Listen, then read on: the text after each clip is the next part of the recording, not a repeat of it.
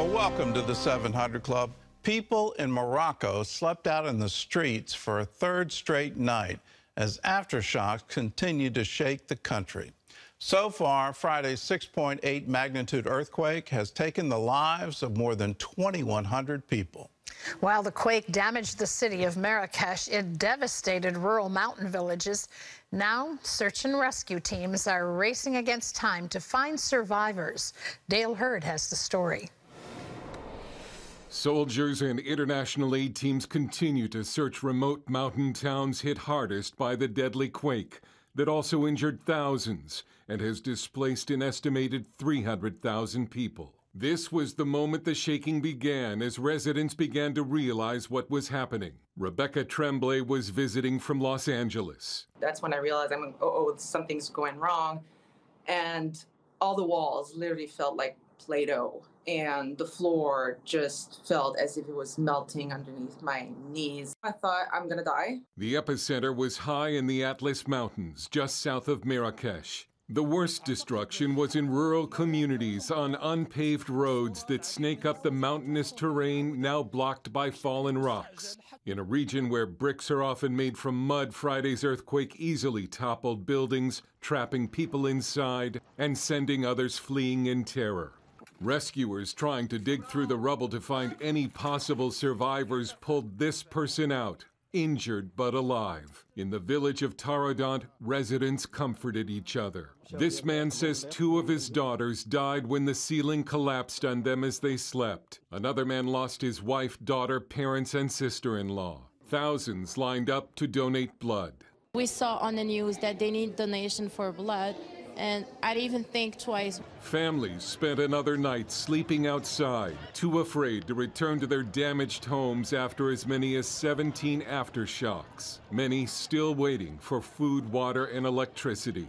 The Biden administration has reached out to the Moroccan government to help provide immediate assistance. We're working expeditiously to ensure American citizens in Morocco are safe, standing ready to provide any necessary assistance to the Moroccan people as well. CBN's Operation Blessing is on the ground working with a local pastor to help victims in rural areas. Today, they're working to deliver tents to villages as well as solar lamps for people living outside after the quake. Dale Hurd, CBN News. Operation Blessing is already responding to this massive earthquake. If you want to be a part of the disaster relief effort, all you have to do is call us, 1-800-700-7000. Say, I want to give to the Operation Blessing Disaster Relief Fund. You can write a check to us. Just put Disaster Relief Fund on the memo line of a check and mail it to CBN Center, Virginia Beach, Virginia, 23463. You can text OBDR to 71777, or you can go to cbn.com. Either way you do it, let's do it now so that we can be of help to people in need. In other news, President Biden wrapped up an historic visit to Vietnam today. Ephraim Graham has that story and more from the CBN Newsroom. Ephraim? Gordon, the American president and the leader of Vietnam's Communist Party agreed to strengthen ties between the two nations. While the aim is to counter China's influence in the region, there are also hopes it could also improve religious freedom in Vietnam. CBN Asia correspondent Lucille Toulousan reports. President Biden described his meeting with Vietnam's General Secretary Nguyen Phu Trong as a truly historic moment. The two leaders took steps to raise the relationship to a new level and Vietnam's highest tier of international partnership. President Joe Biden and I, on behalf of both countries, have jointly agreed to elevate the relation between Vietnam and the United States to a comprehensive strategic partnership for peace, cooperation, and sustainable development. And we're excited about that. A critical step for our nations that reflects the strength of our relationship as we take on the challenges that matter most in the future of our region and, quite frankly, to the world. Even though Vietnam is a strong ally of China, the U.S. sees Vietnam as a key country in counterbalancing China's influence in the region. Trong previously granted the same level of relations to China and Russia, but he also pledged that his country will work hard to implement the agreement with the U.S. President Biden expressed his intention to keep the right balance in America's relationship with China. We're not looking to hurt China, sincerely. We're all better off if China does well. What I'm not going to do is I'm not going to sell China material that would enhance their capacity to make more nuclear weapons, to engage in defense activities that are contrary to what is viewed as most people think is a positive development in the region.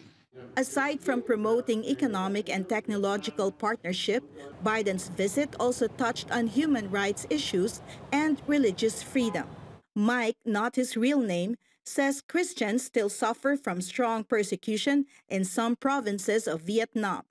He believes the president's visit can shine a light on the persecution and hopefully bring a change. For this visit of Biden, I hope that, and I believe that churches and Christians also have the great opportunity to share their expectation of how Christians can make more impact and contribute to the country. While human rights advocates are critical of the Biden administration for partnering with the Vietnam government, others hope the value of America's emphasis on religious freedom will be a positive influence. Lucille Talusen, CBN News, Hanoi. Here at home, the nation marks a painful date. It's been 22 years since the 9/11 terror attacks. Leaders are holding memorials at the site of the Twin Towers in New York City, as well as the Pentagon in Washington, D.C., and the field in Shanksville, Pennsylvania, where Flight 93 went down. All across the country, Americans are gathering to remember the nearly 3,000 lives lost that day. We will never forget. Gordon. And we won't forget the courage, the bravery of the fire department in New York, the bravery of the people on that flight that said, let's go, and they prevented an even further tragedy. They gave their lives for it. The bravery of the people in the Pentagon, in immense horror, having the courage to say, I'm going to go in. I've talked to eyewitnesses. The memories are just absolutely horrific, whether it's hearing the thud of bodies as people are jumping out of the buildings, the tremendous heat from the fires, then what was unthinkable, that the buildings themselves would come down. I also remember something else. In Ramallah, in Gaza, people celebrating in the streets. In Cairo, people celebrating in the streets. In Malaysia, T-shirts with a picture of Osama bin Laden becoming bestsellers. Let's not forget that there were parts of the world that absolutely rejoiced at what happened. If you don't think there's a war of ideologies here, please think again. This is something that's been going on for centuries. We should never forget that. We should never forget the sack of Burgundy, and I'm going back 1,300 years, the Battle of Tours, the siege of Vienna, the sack of Constantinople, the Battle of Lepanto. All of these things are part of the history, and it is a struggle of ideologies.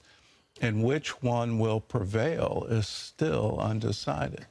But as we remember today, let's remember those celebrations, particularly the ones in Gaza and Ramallah.